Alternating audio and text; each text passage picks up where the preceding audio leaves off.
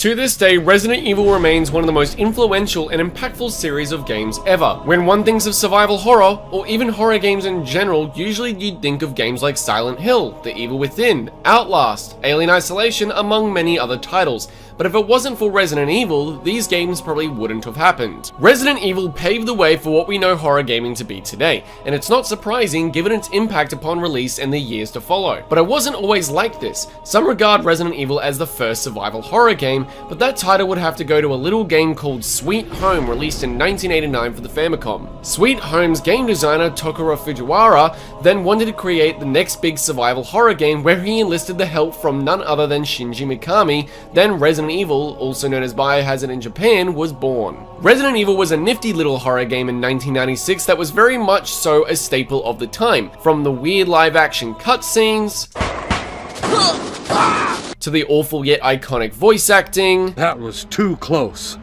You were almost a Jill sandwich. And even the visuals to today's standards are extremely dated. But back in 1996, this was new, untouched ground that no one had really seen before. This back in 1996 was genuinely scary, and I completely understand why. I still remember stories my dad used to tell me about how unsettled he was during his time playing Resident Evil upon its release in 1996, and at the time he was 25. I guess it's ironic then that my dad left in 2007 for me to be introduced to Resident Evil 2, released in 1999 on the PS1 by my own mother, providing me with a gaming experience that helped me cope with my dad leaving, and hence my love for Resident Evil was born. It's no secret on the channel I'm a massive RE fan. The games, not the movies. Those things can go fuck themselves. From the more survival horror-esque Resident Evil 2, and Resident Evil 3 Nemesis on the PS1, to Code Veronica, to Resident Evil Survivor, and its shitty other arcade-type Resident Evil games, to Resident Evil Gaiden, to Resident Evil 4, to the more action-centric Resident Evil 5 and 6, and the return to form Resident Evil 7 and the remakes to follow, and, well, Village. I've conquered them all because I love this series so much, and the adrenaline it provides, even if it's a little silly. I let our miserable insects out for some exercise down in the sewer. Thanks. That should keep me company, cause boredom kills me. Testosterone-filled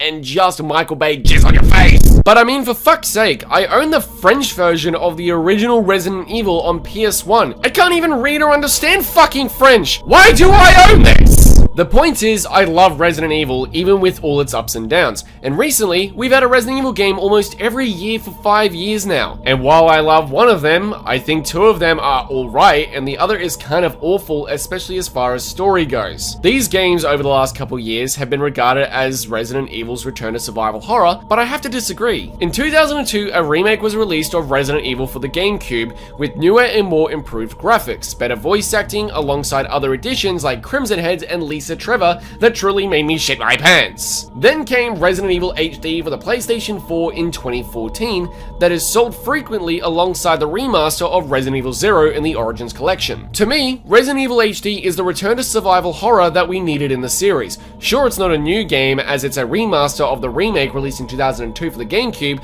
but it came at a time when Resident Evil was on a true down spiral and was having quite the identity crisis. This game couldn't have come at a better time for fans, and it's probably thanks to this game that Capcom realized that survival horror was the way to go for their big baby survival horror franchise that influenced so many others alike. With this remaster though, we also got trophy support for its respected consoles, and oh boy, I cannot wait. But looking at this trophy list at first, it seems a bit daunting, with trophies such as completing the game without saving, completing the game with under 5 hours and 3 hours respectively, completing the game knife only, and on invisible enemy mode. But lucky for me, I've played this game so many times over the years that this shouldn't be a problem. If you don't know the story of Resident Evil, I'll just sum it up briefly for you with the opening cutscene and dialogue because it's really all you need to know.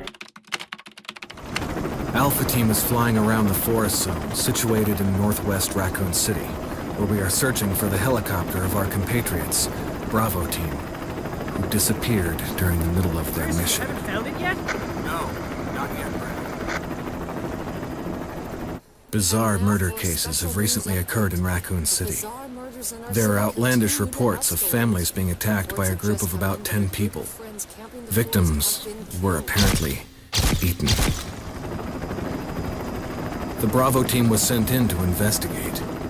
but we lost contact. Look, Chris. Now that we've got that out of the way, it's time to discuss how to beat the game and platinum it as easy as possible. I honestly did no preparation for this platinum because I thought it'd be easy while a bit of a challenge, and you know what? Yeah, it was. This was a surprisingly easy platinum to the point I didn't even get the die for the first time trophy until my third playthrough. First of all, let's go over what I believe to be the easiest playthrough route for the trophies. On my first playthrough, I played as Jill on normal difficulty, where I visited every room and got every item for the every nook and cranny trophy, while also achieving the best ending saving Barry and Chris. And with this playthrough, it also includes story-based trophies and optionals like saving Richard with the serum. On my second playthrough, I played as Jill once again on real survival mode, where we saved no one and gunned to beat the game in under 3 hours. On my third playthrough, once again playing as Jill, we beat the game on the very easy difficulty while with invisible enemy mode and knife only and saved no one. On playthrough 4, now we play as Chris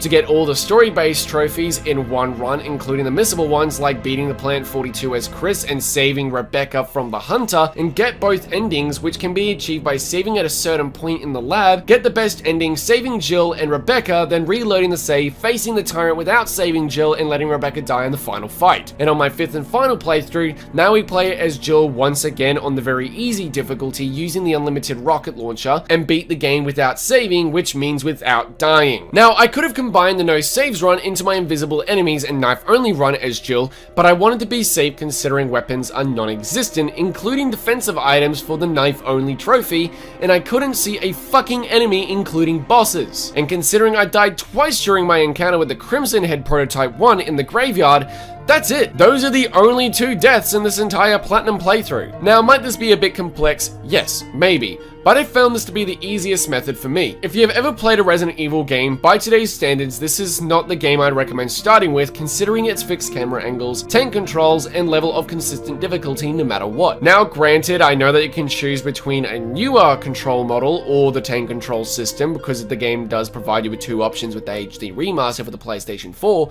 but I chose to go with the tank controls because when it comes to this game, this is what I know and love and how I've played the game ever since I was a little kid. But this game is extremely puzzle-based with a lot of backtracking consistently, and if you haven't played a Resident Evil title before, you're gonna find it pretty difficult to say the least. But for me, I found this platinum to be a blast. The hardest part really was knife only on invisible enemies mode because it was time consuming and took longer to kill enemies, and yet I still beat it in under 3 hours somehow. The method of playing as Jill though for 4 playthroughs and Chris only once is due to the fact Jill has 8 inventory slots as opposed to Chris's pitiful 6, which that 2 slot difference means a lot. Ammunition and resources are finite, and inventory management is crucial to your experience on a general playthrough and during your platinum run. I kid you not, I spent more time looking at fucking doors in my first playthrough for the every nook and cranny trophy because I kept having to backtrack to item boxes as I needed to pick up every item in the fucking game. Playing on invisible enemies mode was also very hard as I couldn't see where enemies were, and I also did this knife only, making each possible battle in particular extremely long, tedious, and I had to make sure I always had at least 5 to 6 health items on me. Enemies though weren't as hard by this point on subsequent playthroughs,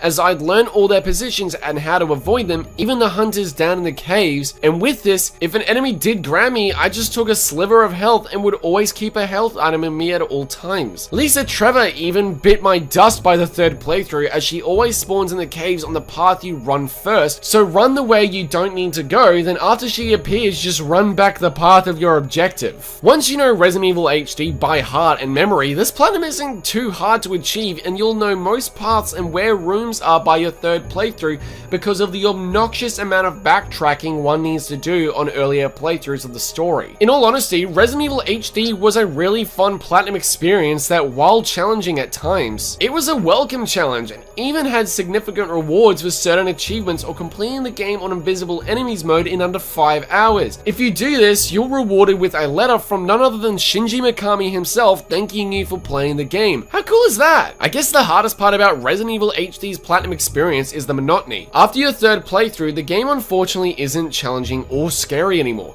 Those moments of terror, not knowing what's beyond the frame or the door with the room you're entering is gone. The sheer dread, the constant knowledge of consistent path ruins the explorative and challenging experience of Resident Evil HD, or just Resident Evil as a base game in general.